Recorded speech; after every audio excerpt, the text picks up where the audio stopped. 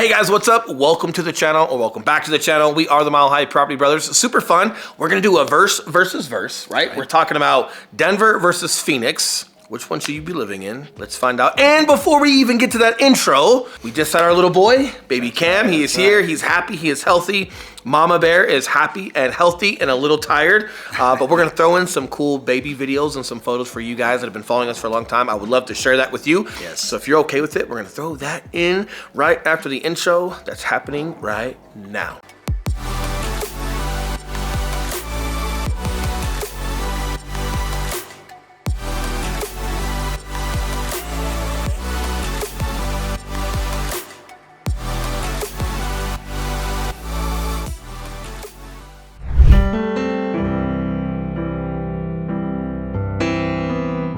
What's up, guys? I'm Eli Schmidt. This is my partner, Will Grimes. Appreciate you checking out our channel.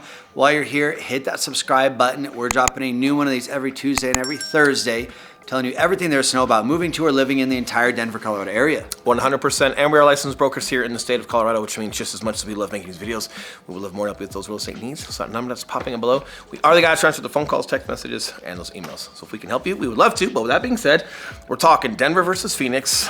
Which one should you live in? And just being candid, we're gonna be super honest about both. Yeah. He's from Phoenix. All right. Can you tell? That's backwards true. hat, cool personality. Used to be a drummer in a rock band. That's a true story. So nothing more Phoenix than this guy, I guess. All right, we're gonna have some great perspectives here on both sides of the spectrum. So let's dive into it.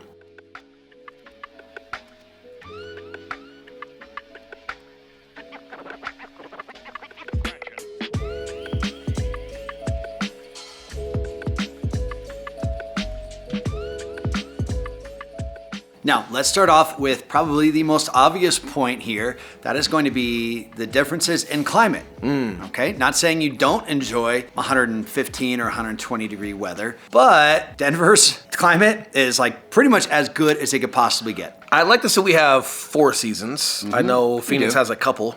They got like hot. Wickenburg is a total loss. Yep. And they got hot. I'm not your dad, but I would get out. Then they got hot. I think steel boils at about this temperature, so Cave Creek, there's probably nothing left up there. And then they got hot. Hot and hotter. I think it's all that. I think you guys get a couple days of rain. All joking aside, Colorado has 4 seasons, but the most part, and you guys already know that, the biggest part we want to talk about is that we have more sunny days than any state in the country, right? So even though we get snow and a full winter here, and you guys get to explore that, we also get plenty of sunny days. So it's not like the snow stays too long to where it's not melted off and you can't commute or anything like that. So you kind of get like a great variety of all 4 seasons without having to deal too much with one. And like, for example, our summers get hot. We get up to about, hey, Phoenix, don't make fun of us, by the way, because we only get up to about 100, 105. And then just when you're kind of getting tired of like the heat, our fall comes in and it's amazing. So definitely a drastic difference from Denver to Phoenix. It's true. And I would say, you know, one of my favorite things about having the 4 seasons is that none of them are just completely intolerable. We've helped a ton of people move here from Phoenix, and what they say, they're like, hey, 7 months out of the year, you just can't even go outside and do anything. I mean, it might as well be negative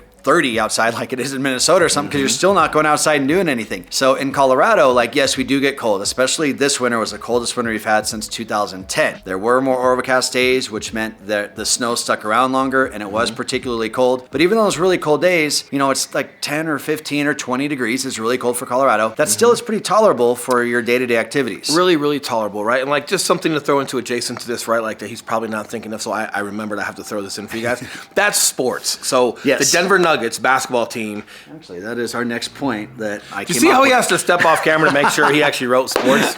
I'm sure he's going to edit that out. So if he did, I still mean telling you he stepped off to find his notes. I have successfully privatized world peace.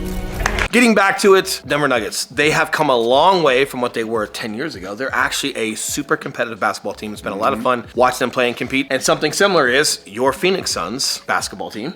Hey, they also have been doing really well and being uber competitive. So when it comes to like your nightlife and professional sports, you've got a lot of like different ones on both sides of each state, right? That do pretty well. Yes, yeah, and I know that is a big draw for a lot of people, especially when that comes down to the community that you're a part of. Again, those professional sports teams are huge, and not every every state has some great professional sports teams. So that is, just to reiterate a little more to what Will said, that is one of the biggest similarities with the two states where, hey, if you're coming over and you're a Cardinals fan or a Suns fan or whatever, you'll have some good opportunity to dive into the culture and the community that Denver has to offer. Never heard him speak about sports before. All right. If there's any sports games I've actually been to, it's Suns and Cardinals. That's literally it.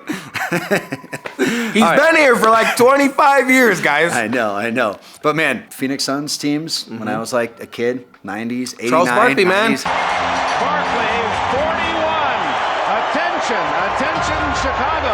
Attention. Hey, those All of you the in your dudes. mid-30s and older, you know Yep. what's up with Yep. Charles Barkley was playing for the Suns. What a great time that was. I know more about Phoenix Suns football in the 90s than like any sport. Phoenix Suns football?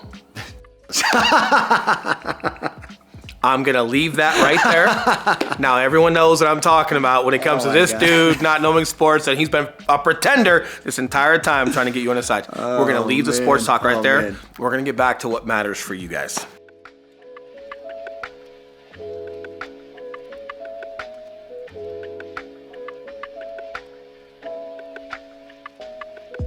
Moving right along, let's talk cost of living. Okay, now this is going to be one of the other big separators because Denver's cost of living is going to be significantly higher than Phoenix. And by significantly, it's not maybe as big a margin as you may think. Speaking of average home prices, Denver's average home price is right around $560,000. Phoenix's average home price right around $410,000. So a difference there, not as big as you may think though. No, and like our economy here has a lot of potential, and our ceiling as far as like income is a lot higher. So our police get paid higher here, our first responders as a whole get paid more here, and additional like our tech companies, everything else tends to pay more per what you're spending, and then some, right? So like your opportunity to make a lot more money here is definitely something that you should be looking into. And diving into the taxes a little bit more. So Denver is going to have slightly higher income tax, right around 4.55%, whereas Phoenix is 2.5 up to 4.55. Right. But then property taxes, you're going to be saving a little bit here in Colorado with an average property tax of around 0.55%. And in Phoenix, it is around 0.75%. So a big chunk there as well. So some of these things are kind of coming out in the wash. It really just comes down to like what you guys are looking for specifically when it comes to livability and what you guys like to do for recreation outside of work. And in addition to, are you having to move to one over the other because of work? But if you've got options, definitely turn both of these stones. But we have water here. We do. We got great water. We have got great water. We have the Rocky Mountains. That's true. You got the Platte River. You guys can go river water rafting in the Colorado River that feeds every other state, right? Yeah, Which I'm sure we're going to get about into. that. Yeah, let's talk about that. So outdoor recreation. So I don't want to say anything poor to Phoenix. You know, Phoenix has a surprising amount of mountains. You go down there and there's actually quite a bit of mountains that are down there. However, when it comes to outdoor recreation, we'll have a lot of similar types as far as like hiking and mountain biking and stuff like that. But then when it comes to whitewater rafting, snowboarding, skiing, tubing, all of those other just fun Colorado activities, man, Colorado takes the win. And I can hear it now. Everyone in Arizona, Will, we got water here. We got water rafting. Like, I know, I've seen it. Here it is. Huh? Did I tell you? I wasn't lying, was I? There you have it. So you can do this, or you can do that. Right? Either way, like your side up. And of course, hey, am I a Denver fan over Phoenix? For obvious reasons. I live here. My family's here. Our educational system is amazing here. The recreation, the Four Seasons, everything is phenomenal here. Absolutely. Which leads us to our next point, which is probably a pro-Denver point. There you go. And that comes down to public transportation. Now, Denver has a very robust public transportation system, everything from buses to light rail and connections to the airport and all that stuff. Denver is continuing to grow. It is not as robust as, let's say, San Francisco or something like that, but it is currently growing. It is a primary focus. Right. But from what we've been told, it beats out Phoenix's public transportation. Well, and more importantly, when we talk about like a San Francisco or a Washington, D.C., when it comes to public transportation, we're not there in Denver, but I also don't think we need to be there, right? Like we're still a huge open canvas. Colorado's more for lifestyle, having some things spread out, going and enjoying and exploring the mountains. And because of our landscape, there's only so much public transportation that you can have. And what's great is even though we've got a huge city in downtown Denver, right? Colorado is not predicated on just downtown, almost like when you go to Chicago. Well, you go to Chicago to be downtown. That's why people go there. When people come to Colorado or when they live in Colorado, it's not because of our downtown, right? Yeah. So even as much as we grow, Colorado's still keeping the integrity of outdoor parks, protected state parks, and just the atmospherics behind living here. Like, I don't think we're ever going to be a San Francisco, but I don't think it's needed as far as like how we're laid out. Yeah. And, if travel is a big deal to you, I know a ton of the people that we help move here, a lot of them have jobs that just require them to travel a lot. This is going to be one of the similarities between a Denver and Phoenix, that we both have major international airports that are pretty centrally located, within the United States. So whether you're dealing West Coast or East Coast business, having a good central location is really key. However, does Phoenix have any conspiracy theories in their airport? I don't think they so. have any questionable art I don't as they think go so. through their airport? Like, take a look at this. New World Airport Commission. Who are they? I've heard that that's a moniker for the Illuminati. Probably not, which means you're left with the monotony of just walking through the airport. That's true. Versus walking through Denver's and enjoying the artwork and wondering if you're going to disappear or not. Makes time fly, pun intended. Yes.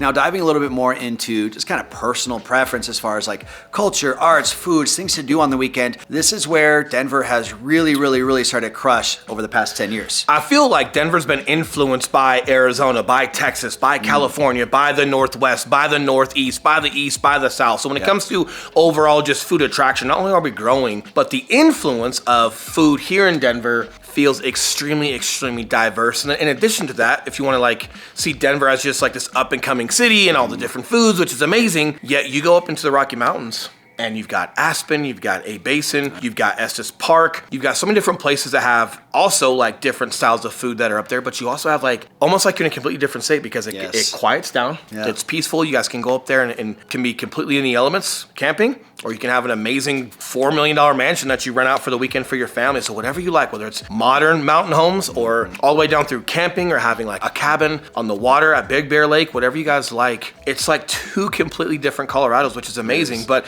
what we love is that Denver and just the city nightlife and the food has really come up because everybody's always loved Colorado for the peaceful side, the Rocky Mountain side, but they were kind of like missing, the people that live here at least, were missing just a metropolitan vibe and tempo of everything. And I feel like that's finally catching up and being just as popular as like the outdoor world and the national parks and all that good stuff. And one other option that we got to throw out there is why choose Phoenix or Denver when you can literally buy a home in both? Maybe. Right? I'd rather see you in Denver. Right? I'd rather see you in Denver first. I think people are friendly here. I'm partial. 100%. My family's here. I will say if there's one similarity in addition to the other one that I mentioned, it's Colorado Rockies baseball and Diamondback baseball. Like I feel they're at a race to the bottom. So whatever we can do to help those guys and those ownerships get better. Maybe we can just consolidate the team and let all of them play for the Rockies. I don't know. Either way, we've got an amazing atmosphere here for cheering our professional sports on. But I feel like both teams in baseball are lagging a bit. But thank God it's beautiful in the spring and summer because even if they're losing games, you're not losing at our stadium and the atmospherics and everything there is to enjoy about baseball. And speaking of enjoying, we would love to enjoy you just as much as you guys enjoy these videos. So as a reminder, that number's popping back up below. And we are reminding you that we are licensed brokers here in the state of Colorado. And just as much as we love making these videos, we would love more to help you with those real estate needs. That's right. So that number that's still up below, we are the guys who answer the phone calls, text messages, and emails so we can help you. We would love to. But with that being said, enjoy your week. We'll see you guys very soon. See you guys.